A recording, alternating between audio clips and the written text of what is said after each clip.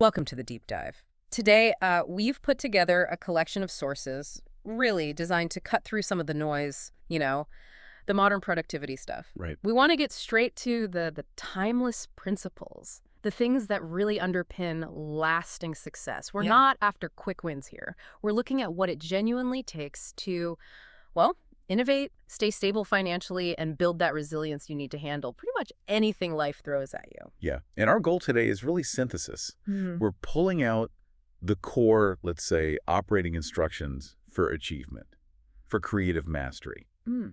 And we're drawing from a huge span of time, ancient Greek philosophers on rhetoric, modern psychology, character ethics, even motivational science. It's quite the mix. The idea is to stitch together a practical guide for you, the listener, navigating what is, let's face it, a really complex world. It's a powerful set of ideas. Yeah. We've got Russell Conwell's very practical take on where opportunity lies. Wait, acres of diamonds, yeah. Then there's Covey and Frankel on character, Brene Brown on vulnerability. Crucial stuff. And then we dive into influence with Aristotle and Plato. It's quite a lineup. It really is a deep dive into, I guess, competence and character. So let's unpack it. What does this wisdom tell us about finding success that's, real, earned? Okay, let's kick off with something that kind of forces us to look differently.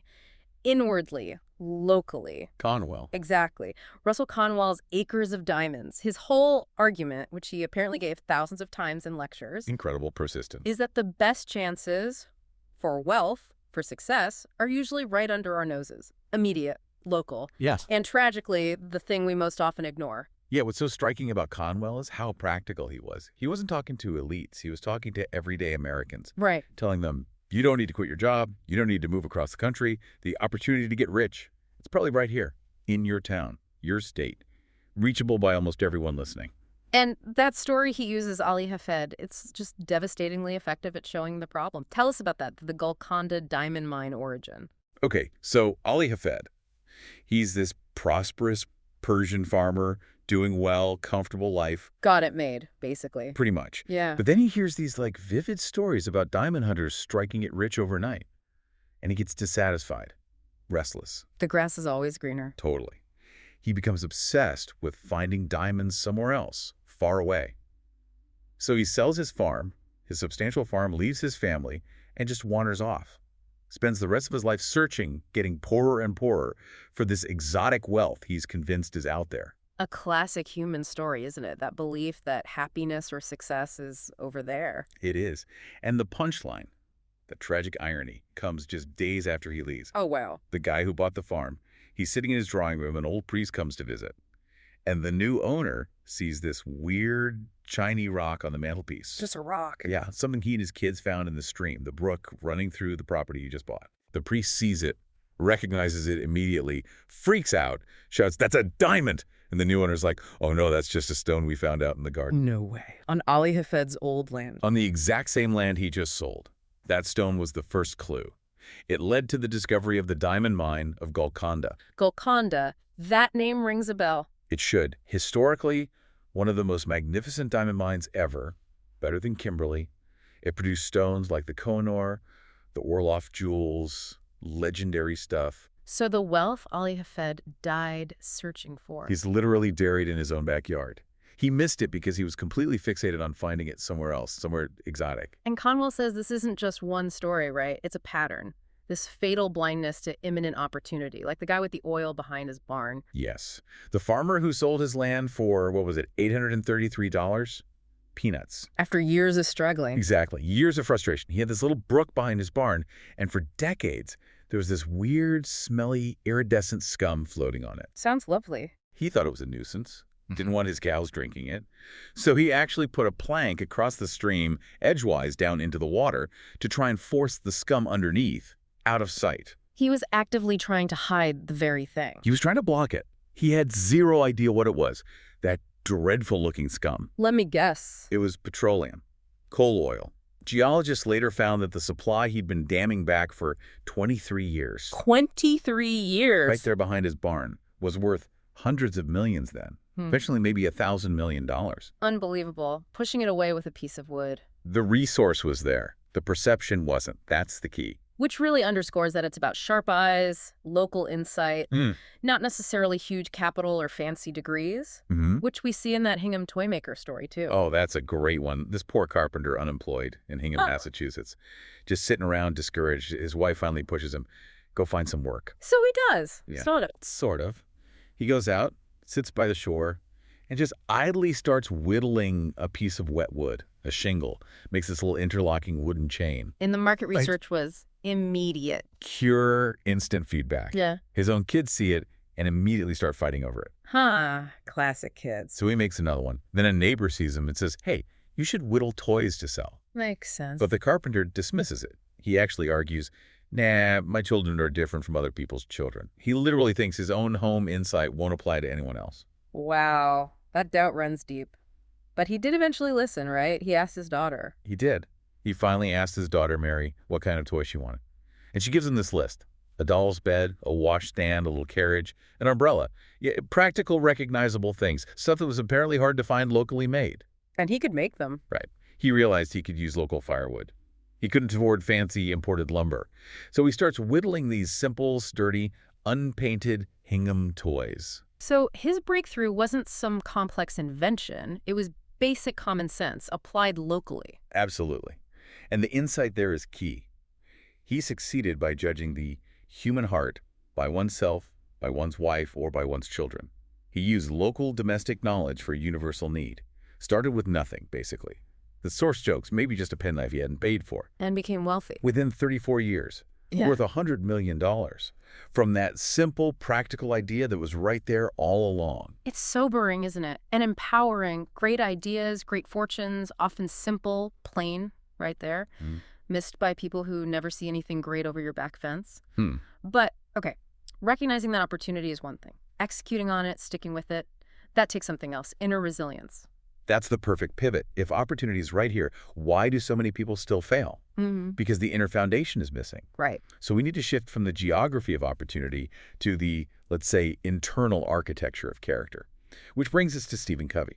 And his idea of primary versus secondary greatness, separating the facade from the real structure. Exactly. Secondary greatness, that's the public image.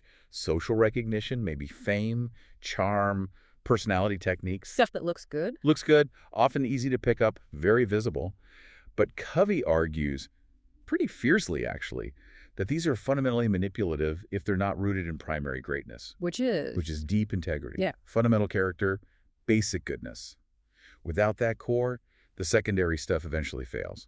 It's seen for what it is. It sounds like his law of the harvest. You can't fake planting seeds. You absolutely cannot. Trying to use, say, communication techniques when you lack integrity. Mm. Covey says it's like trying to cram for harvest in the fall when you forgot to plant in the spring. It just doesn't work. There are no shortcuts in building character. If your inner reality is, I don't know, duplicitous or lazy, all the positive thinking, all the techniques, people eventually see through it. Because, as he puts it, only basic goodness gives life to technique. That hits home. I think a lot of people struggle with that, especially when external results are slow. You know, if the feeling's gone in a relationship, for instance. What does primary greatness demand, then? Covey tackles that head on. He tells a story about a man complaining the feeling of love was gone from his marriage. He was treating love like a thing, a noun, something passive. Right. And Covey's response was powerful. He reframed it. Then love her. Treat love as a verb. An action. Exactly. The man pushes back, but the feeling isn't there. And the reply is, that is precisely the time to love her.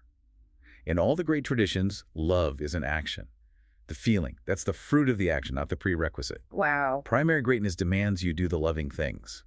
Listen, sacrifice, appreciate, especially when the feeling isn't there. Because the action over time can actually create the feeling. That proactive stance, treating values as verbs, that feels essential for creativity, too. Definitely. And speaking of things that can derail that internal work, Mm. we have to talk about shame. Brené Brown's work here is huge. Oh, absolutely foundational. Brown defines shame as that deep fear of disconnection, that feeling we're not worthy of love or belonging. A really powerful negative force. Immensely powerful. Mhm. And she calls it the secret killer of innovation in any group, any creative field. How does that actually work? How does shame kill ideas? It breeds risk aversion, which is just fatal for moving forward. Right. If people are afraid that failing, or even just voicing an imperfect idea will lead to ridicule or being shut down. They just won't do it. They hold back. They don't give difficult but necessary feedback. They stop taking creative risks. Shame makes people smaller, and shrunken people can't innovate. So if shame is the block, what's the antidote? Yeah, Leaders cultivating vulnerability. precisely. That old model, the leader has to know all the answers. Yeah. That's actually toxic. It puts impossible pressure on everyone else. It breeds shame in the team. They feel less than if they don't perform perfectly. So leaders have to actively model vulnerability. They need to admit they don't have all the answers. That creates the space, the psychological safety for others to share those imperfect, rough, but potentially brilliant ideas. That internal stability, mastering those kinds of destructive emotions. This connects to Viktor Frankl's work too, right? Logotherapy. Yes, Frankl's work is so key for finding meaning. He really stressed that we don't just invent our life's mission out of thin air, we have to detect it. Detect it? How? Life itself is constantly questioning us, Frankl says. Our purpose isn't arbitrary. Our answer to life's questions comes through action, through being responsible for our own lives. This proactive search for and detection of meaning gives us an anchor, something solid against the, chaos of life. And chaos is exactly what Mihaly Csikszentmihalyi warns about with psychic entropy. Psychic entropy. Yeah, that's the enemy of getting anything done, really. It's disorder in your consciousness. Like mental noise. Exactly. Constant worry, anger, anxiety, maybe self-pity, all that internal noise. It acts like a drain, pulling your attention away from what you intend to do, from your goals. When your mental energy is all tied up in internal battles, it's not available for external creation. So controlling consciousness, managing that internal state, is vital. Absolutely vital.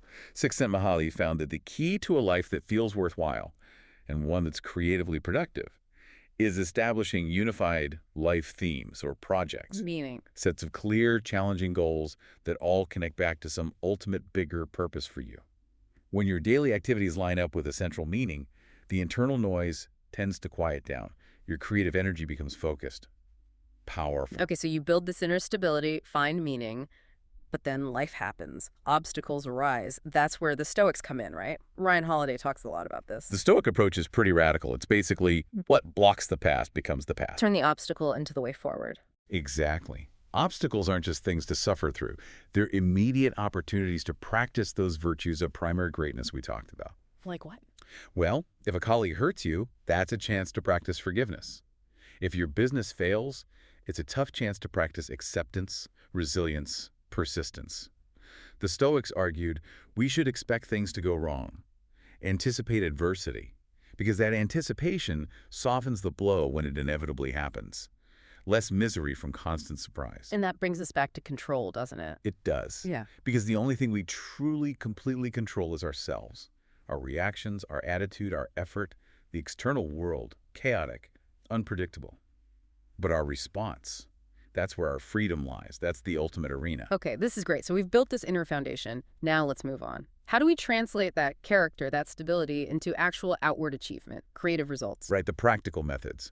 And a great place to start here is Earl Nightingale's very clear law of service. His principle is almost countercultural today, isn't it? It really is. It directly challenges materialism. The law is simple. Your financial return is in direct proportion to the service you render. Full stop. So making money isn't the goal. Making money is the result of success. And success itself is measured by the service you provide. It flips the common thinking, like trying to get rich before you provide value. Nightingale compared that to sitting in front of a cold stove saying, "Give me heat, then I'll add the wood." Exactly. It's completely backwards. You earn money by giving people something useful, something excellent, something valuable. So the practical advice is Simple but demanding. Try to do a little more than you're paid for. Constantly improve your work, your product, your service, every day. Nightingale believed the scales have to balance eventually. If you're always trying to get the maximum return for the minimum effort, you're not just shortchanging others. you're shortchanging yourself. You're actively shrinking your own potential, your own humanity. That drive for constant improvement, for service, it really relies on maximizing our own creative potential. Which brings us to that incredible resource we all have, the brain. Nightingale called it the gold mine between your ears. Yeah, the numbers he quotes are mind-boggling. Based on neurophysicists' calculations back then, the estimated value of an average human brain was 3 billion. billion. 3 with 18 zeros. 18 zeros. We're all walking around with this priceless, inexhaustible asset, and yet so many of us treat it like, I don't know, a cluttered attic. And its highest function, he argues, is creative thinking. So what do creatively successful people do differently to tap into this gold line? Well, first, they get that to pull valuable ideas out, you have to constantly put good stuff in. You need to augment your stock of information, wisdom, experience. Keep learning. Feed the brain. Feed the brain. Second, they actively set aside time, part of each day, just for imaginative thinking, focused thinking. About what specifically? 3 areas: themselves, their work, and their fellow human beings. So it's structured, not just random daydreaming. It's dedicated prospecting in that gold mine, asking specific questions. How can I serve better today? What new angle haven't I considered for my project? What's my colleague really feeling or needing right now? The act of asking forces that multi-billion-dollar processor to start delivering answers, often surprisingly quickly. But doing this requires real open-mindedness, right? What isn't always easy. It's tough. Creative people, Nightingale observed, actively fight closed-mindedness. They adopt this posture of listening to others' ideas first, really hearing them out, and then thinking them through before making a judgment. Instead of shooting them down immediately. Right. They operate from the belief that nothing's ever been done perfectly. Everything can be improved. So even a seemingly dumb suggestion might hold a kernel of truth, a potential lever for making things better. Okay, but even with this mindset, commitment to service, the creative path is still full of roadblocks. Internal ones. Julia Cameron talks about these, starting with perfectionism. Perfectionism, the great paralyzer. Cameron calls it the folly of demanding perfection before you even start. It keeps the page blank. Exactly. It holds the artist hostage. She points out that experienced artists, directors, they know this is absurd. They often joke, oh yeah, I always know exactly how the movie should have been directed after I'm finished directing it. Huh. Hindsight is 20/20. You only gain the knowledge needed for perfection by doing the imperfect first draft, the first attempt. You have to accept that the first go is just for learning. Then there's workaholism. Many see it as a badge of honor, but Cameron calls it an addiction. And she argues it's incredibly toxic for creativity. Why? Because it jams the creative signal with self-induced static. Meaning? You're so busy filling every moment with frantic activity, often unproductive labor, that you can't actually hear your authentic creative voice, your own original ideas. Cameron says creativity is like oxygen for our souls. If you cut off that oxygen with constant, relentless busyness, you become, in her words, savage. You get defensive, aggressive about your work because you're literally fighting for the breath of your true self. So the path forward involves letting go of those limits, embracing risk. Absolutely. Getting rid of the I can't because narratives, I'm too old, I don't have the money, it's not the right time. Jettisoning those requires real risk. And risk brings anxiety. It does, big time. But Cameron suggests reframing that anxiety. Instead of letting it paralyze you or make you avoid things, use it as fuel. Use the energy of the fear to actually do the work, to write, to paint, to build. The creative act itself becomes the antidote to the anxiety it might stir up. Ultimately, though, all this insight, the character work, the self-knowledge, Connell's diamonds, Covey's virtues, Csikszentmihalyi's control, it doesn't mean much without action, right? Tony Robbins really hammers this home. Yeah, his core message cuts right through it all. Success isn't just about knowing stuff. It's not just about having the ideas. It demands consistent, massive action. Be a doer, not just a thinker. That's it. If you want to achieve anything significant, you have to push yourself outside your comfort zone. That's what expands your capabilities, forces you to strive, to grow. Your current habits, your patterns, they're not set in stone, but they only change through effective, relentless doing. Okay.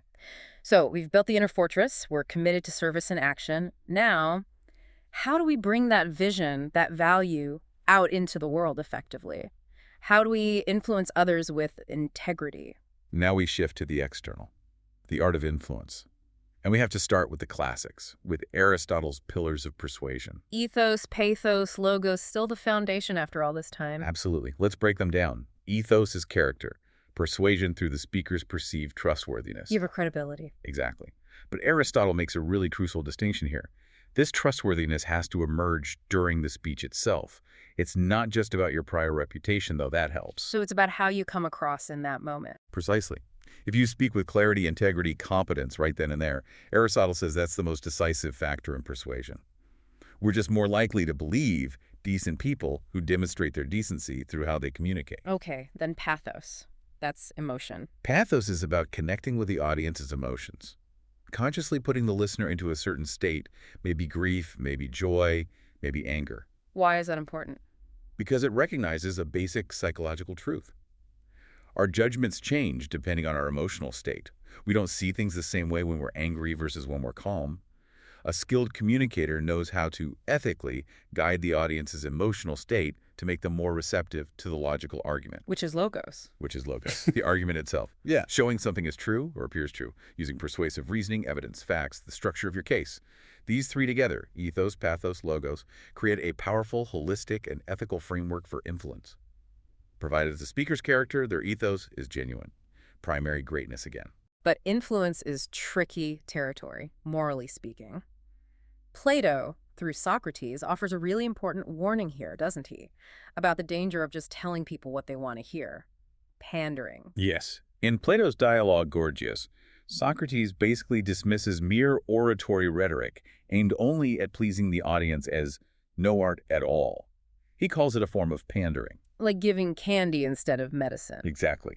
Pandering is only concerned with giving the audience pleasure, making them feel good, confirming their biases, without any regard for whether the message is actually good for them, for the city, for the future. So true leadership, true political art aims at the good, even if it's unpopular, while pandering just aims for applause. Right, and Socrates makes that incredibly challenging claim about power and wrongdoing. The one about tyrants. Yes.